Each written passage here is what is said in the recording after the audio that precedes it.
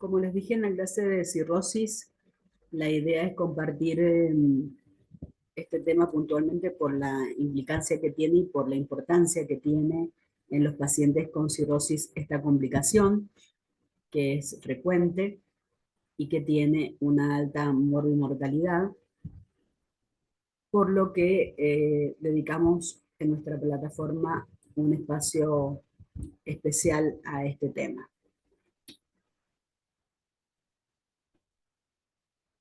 Vamos a compartir pantalla en la presentación y recordar que la citis es la acumulación de líquido dentro de la cavidad peritoneal, causada por una amplia variedad de afectaciones. La más común de las causas está relacionada con hipertensión portal secundaria a cirrosis hepática, que representan más o menos el 75% de los casos. Fíjense la importancia que tiene la cirrosis en esta presentación. La incidencia es de 5 al 7% por año en cirrosis y la mortalidad es del 22% versus el 3% en cirrosis sin ascitis. Hay que recordar que la citis con hipertensión portal, en general tengo que tener en cuenta que yo voy a hacer distintas determinaciones. Una de las determinaciones que voy a hacer va a ser el gradiente de la albúmina sérica y de la albúmina del líquido acítico, y si ese gradiente de albúmina sérica y de albúmina del líquido acítico me da mayor de 1.1 gramos por decilitro, me da con el 97% de certeza que la etiología de esa citis es cirrótica. Otras causas que también me dan un GASA mayor de 1.1 son las metástasis hepáticas, la insuficiencia cardíaca, la trombosis de la vena porta, el Burkiari, la insuficiencia hepática fulminante, el hígado graso del embarazo y el mixedema. Pero quiero que recuerden fundamentalmente la cirrosis con un GASA mayor de 1.1 con el 97% de certeza. Mientras que tienen un GASA menor de 1.1, la carcinomatosis peritoneal, la tuberculosis peritoneal, el síndrome nefrótico, la citis pancreática, las colagenopatías, el infarto intestinal, la citis biliar, entre otras.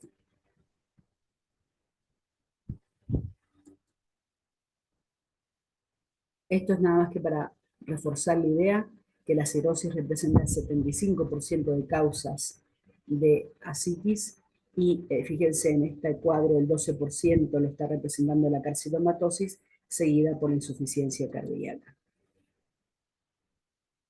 Cuando nosotros tenemos un paciente con ascitis, nosotros tenemos que tener en cuenta los mecanismos que generan la ascitis.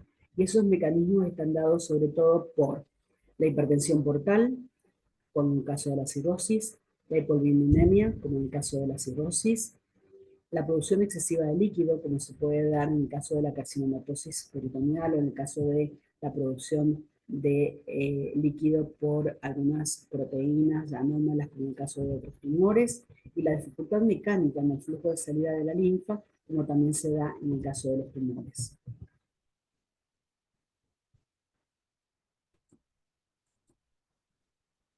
La citis se expresa en el examen físico cuando el paciente tiene al menos 1.200 mililitros y en la ecografía cuando el paciente tiene 100 mililitros. El diagnóstico refiere que tiene hacer el diagnóstico a través de la punción, que es la paracentesis diagnóstica, complicaciones en el 1% y el desarrollo de la presentación de hemoperitoneo en 1 cada 1.000 pacientes. Así va a ser como se muestra el paciente con ascitis. Recordemos las maniobras semiológicas para el desarrollo de ascitis, que va a ser fundamentalmente una maniobra a través de la percusión radiada y también la maniobra de la onda ascítica. La ascitis va a requerir una muy buena historia clínica, en donde en la entrevista vamos a ver factores de riesgo de enfermedad hepática crónica, de enfermedad cardíaca, de trastorno hematológico, de enfermedad de la tiroides, de trastornos autoinmunes, de neoplasias malignas, pancreatitis, historias de viaje, para ver la posibilidad, por ejemplo, de tuberculosis a través de sus factores de riesgo. Y el examen físico, signos de malnutrición, semiología respiratoria, signos de insuficiencia cardíaca, matidez abdominal, de masas abdominales o defensa, estigmas de patopatía crónica y signos de malignidad o de infección. Como hemos mencionado inicialmente, ¿cómo vamos a estudiar esta citis? A través de la punción del líquido acítico, que es la paracentesis, que va a ser diagnóstica, o una paracentesis evacuadora que nos va a servir de tratamiento. ¿Cómo se hace esa paracentesis? Fundamentalmente yo trazo una línea entre el ombligo y la espina ilíaca anterior superior. Esa línea imaginaria la divido en tercios, y la unión del tercio externo con la espina ilíaca anterior superior, a ese punto voy a ir a hacer una punción perpendicular a la pared abdominal, realizando una aspiración continua en donde voy a obtener líquido acítico. Esto es para evitar complicaciones, fundamentalmente la punción de un asa intestinal.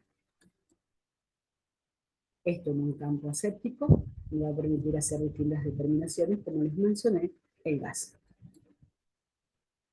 ¿Cuáles son las indicaciones de esta paracentesis?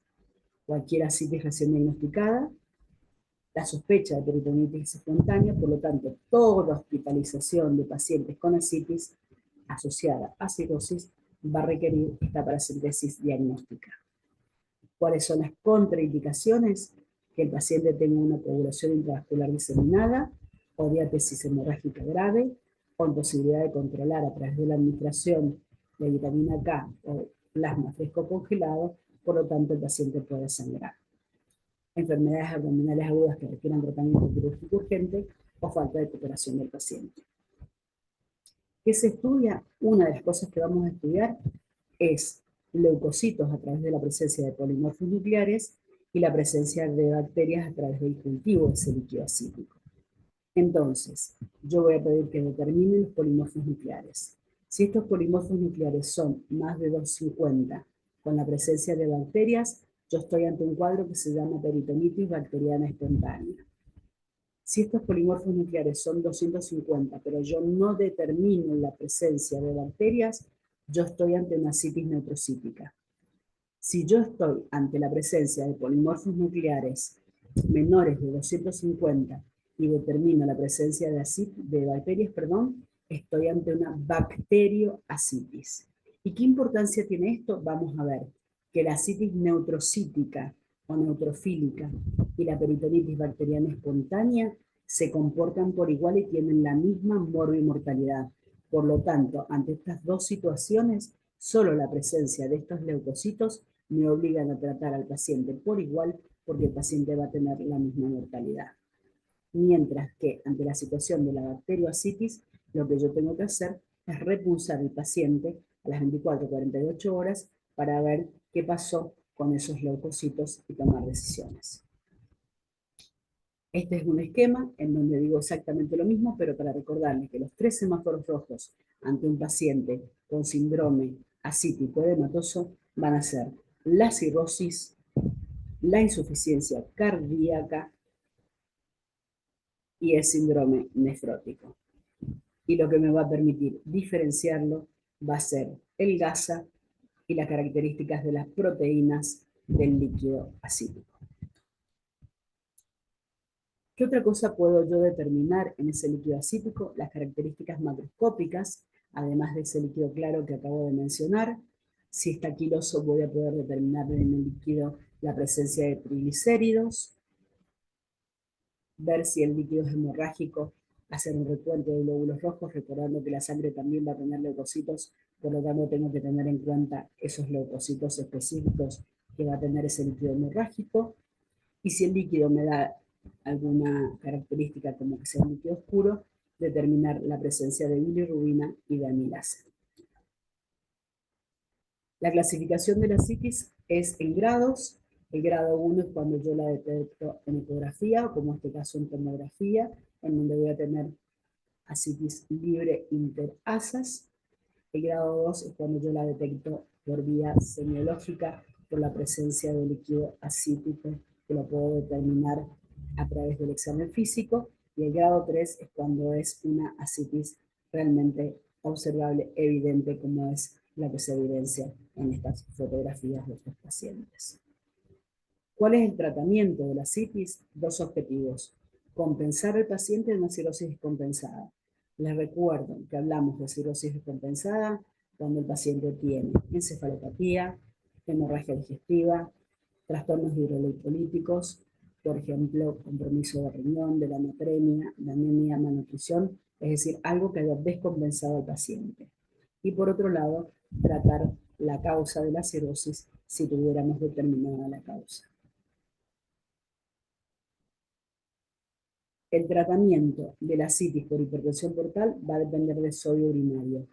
Y yo voy a determinar el sodio urinario y voy a decir, si mi sodio urinario está entre 30 y 80, lo que voy a hacer con mayor de 80 son medidas higiénico-dietéticas.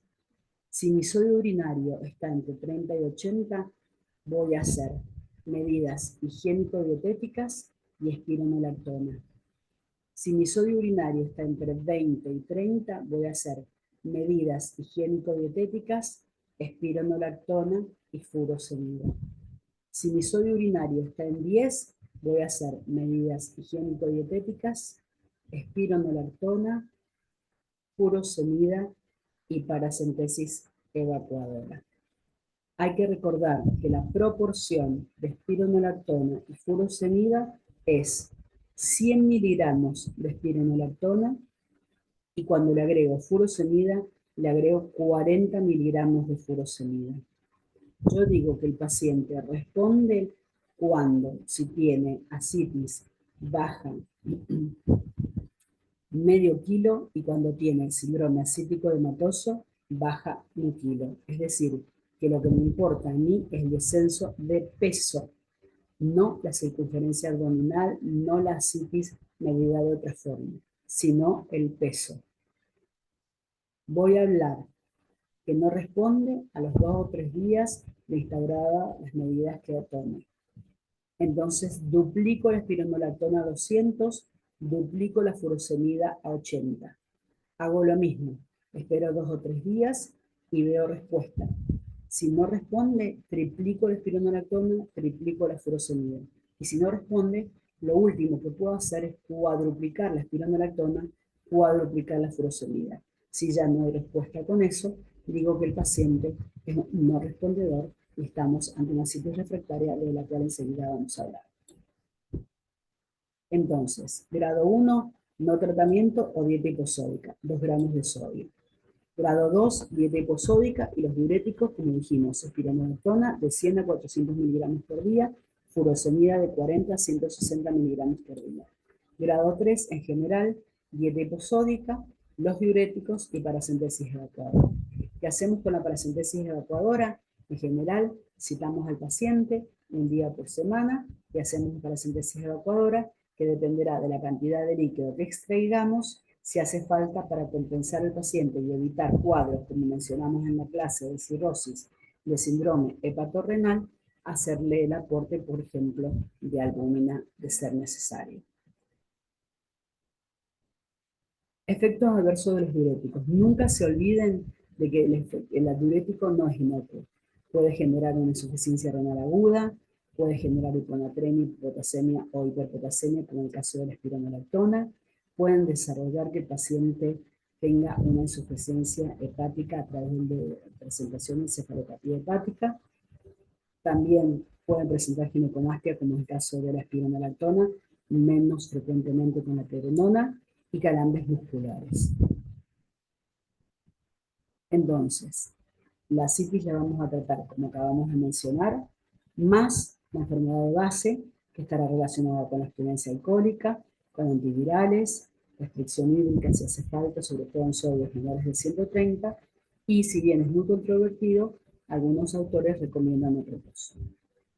Entonces, la dieta hiposódica, yo digo, 10% responden, 90% no hay respuesta, tendré que poner los diuréticos, 90% tendrán respuesta, 10% no tienen respuesta, hablo de ascitis refractaria.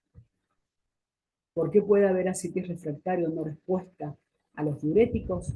Porque el paciente sigue ingiriendo sodio, porque usa antiinflamatorios no esteroideos que hay que recomendarle que no los debe utilizar, porque esté consumiendo alcohol, porque tenga una infección en curso o porque haya desarrollado un hepatocarcinoma. Entonces, definimos como ascitis refractaria aquella que no puede ser eliminada o cuya recidiva no puede evitarse. El 80% con dosis máxima de diuréticos y el 20% debido a complicaciones de los diuréticos. Entonces podré tener dos cuadros, una ascitis resistente a diuréticos o una ascitis intratable con diuréticos. Entonces, requisitos para el diagnóstico de ascitis refractarias: que el tratamiento por al menos una semana no dé resultados, que haya una falta de respuesta porque no dé resultados, o haya una recurrencia precoz, es decir, que reaparezca la ascitis grado 2 o 3 luego de 4 semanas. ¿Cuál va a ser el tratamiento? Paracentesis evacuadora con expansión plasmática, que ya mencionamos la albúmina, TIPS, shunts peritoneo venosos o el trasplante hepático. ¿Qué son estos shunts? Son shunts portosistémicos intrahepático transyugular, que fíjense estos tips que podemos colocar para que eviten todo el pasaje hepático y evitemos el desarrollo de complicaciones. ¿Vale? Podemos ver en esta imagen cómo se ve este tips, en donde en la ascitis refractaria se recomienda cuando hay más de 3 paracentesis por mes, está contraindicada la paracentesis o hay ascitis tabicadas o de neurotórax masivo. Y no se recomienda encefalopatía preexistente o child mayor de 12 o edad mayor de 70 años. Estos son tips cubiertos con politetrafluoropolideno de distintas características, de distintos calibres. Y la otra posibilidad que tenemos para hacer en estos pacientes es la anastomosis peritoneo venosa en ascitis refractaria, con válvula unidireccional que tienen el mismo mecanismo, evitar el paso por la hipertensión portal. Las complicaciones, coagulación gastrointestinal, agudo pulmón, infección de obstrucción. Esta anastomosis no mejora la sobrevida, no se aconsejan candidatos a trasplante hepático, disminuye la posibilidad de tener que estar realizando paracentesis, y la indicación es requerimiento de paracentesis más de 3 por mes y contraindicación de los pacientes que tengan que usar TIPS. La sobrevida cuando el paciente tiene ascitis es muchísimo menor que el paciente que no tiene ascitis. Y ahora vamos a ver el tema peritonitis bacteriana espontánea. Una gran complicación del paciente con ascitis, que obliga a que todo paciente que ingrese a la institución con ascitis, yo le haga una paracentesis diagnóstica. Esto es muy importante tenerlo en cuenta porque de esto depende la vida del paciente. ¿Qué es la peritonitis bacteriana espontánea? Una infección de etiología bacteriana del líquido ascítico sin una fuente etiológica intraabdominal. Esto es una complicación exclusiva en pacientes con cirrosis descompensada. La prevalencia es del 10 al 30% en pacientes con ascitis. La supervivencia del 40% al año después de un episodio de PV. Es decir que, fíjense cómo modifica la sobrevida con una mortalidad de hasta el 25%. 1 de cada 4 pacientes que tienen una peritonitis bacteriana fallece. ¿Por qué se da esto? Translocación bacteriana, desde la luz del tracto digestivo hasta los ganglios mesentéricos. Trastorno de la actividad fagocitaria del sistema reticular endotelial favorece a las bacterias. Esto que favorezca las bacterias produce empeoramiento de esta translocación bacteriana que, junto al trastorno de la actividad antibacteriana del líquido ascítico y la capacidad que tiene ese líquido de ozonización y de otros mecanismos de defensa, hace que el líquido ascítico, con deficiencias del complemento, fibronectina y otros elementos, influyen en la actividad ozonizante y antibacteriana del líquido, favoreciendo la peritonitis bacteriana de ese líquido. ¿Cuáles son las manifestaciones clínicas? 10% puede tener ninguna manifestación, es decir, ser totalmente asintomático. Otros pueden tener fiebre, escalofríos, un dolor abdominal que puede ser difuso, hasta tener signos peritoneales y disminución de los fluidos intestinales. Otros pueden tener como única manifestación la encefalopatía de origen desconocido, o una insuficiencia renal, o una sepsis o shock séptico. Es decir, que uno tiene que estar muy alertado para tener en cuenta que a lo mejor un paciente que tiene una cefalopatía hepática, lo que tiene en realidad es una peritonitis bacteriana espontánea que se está expresando a través de un trastorno cognitivo. La peritonitis bacteriana espontánea puede ser que presente, fíjense, como especificidad, fiebre en las últimas 24 horas o fiebre en el examen físico. Puede no tener frecuentemente taquicardia, pero puede tener un trastorno del estado mental. Y no es frecuente que sea específico el dolor abdominal, pero sí puede ser sensible. ¿Cómo va a ser el diagnóstico? La paracentesis diagnóstica, que tiene una recomendación 1B. Dijimos que el punto de corte que no me puedo olvidar es 250 leucocitos. El cultivo puede ser negativo hasta en el 40%, por eso está el término neutrofilia, así que neutrofílica. Que los microorganismos son patógenos del tracto digestivo en el 70%. La Escherichia coli, lo más frecuente, está en el 90%, pero pueden haber otros, como los Enterococcus, Enterobacter, entre otras. Y los patógenos extraintestinales hasta en el 30%. El más frecuente es el Streptococcus pneumoniae. ¿Por qué es importante recordar esto? Porque de aquí va a depender la conducta terapéutica que tengo que tener en cuenta a la hora del tratamiento de estos pacientes. ¿Cuál es el tratamiento? La cefalosporina de tercera generación. Y en el caso de que el paciente tenga una infección nosocomial, haya sido internado en los últimos 90 días, profilaxis con norfloxacina de largo plazo, infecciones bacterianas multiresistentes o el uso reciente de beta-lactámico, yo voy a tener que tener en cuenta la utilización de carbapenémicos con o sin glicopéptidos o piperacilina tazobactam. Si no, la indicación es cefalosporina de tercera generación, como por ejemplo la ceftriaxona. También voy a tener que tener en cuenta si es necesaria la utilización o no de albúmina. El primer día, 1.5 gramos por kilogramo, y luego 1 gramo por kilo el día 3, sobre todo si el paciente tiene lesión renal o ictericia. Y se puede repetir la paracentesis después de 2 días de terapia para evaluar la respuesta al tratamiento. La peritonitis bacteriana espontánea, una vez que el paciente tuvo una o que el paciente tiene una hemorragia digestiva, se puede prevenir, sobre todo cuando tengo en el líquido acítico menos de 1 gramo de proteínas, o tiene Chiai-Poo mayor de 9 puntos, o bilirrubina mayor de 3, con concentraciones de proteínas en el líquido acítico menor de 1.5 y afectación de la función renal o hiponatremia.